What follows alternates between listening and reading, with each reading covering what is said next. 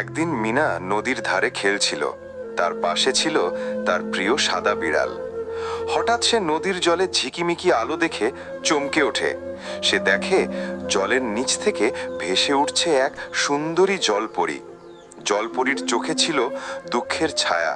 জলপরী বলে, আমি আমার জাদুর মুক্তো হারিয়েছি, দয়া করে আমাকে সাহায্য করো। মিনা ও তার বিড়াল নদীর ধারে খোঁজ শুরু করে। অনেক খোঁজাখুঁজির পর এক ছোট্ট ঝোপের নিচে তারা পায় মুক্তোটা। মিনা সেটা নিয়ে জলপরীর হাতে দেয়। জলপরী আনন্দে কেঁদে ফেলে। সে বলে, তুমি শুধু আমাকে সাহায্য করনি, তুমি আমার জীবন বাঁচিয়েছ।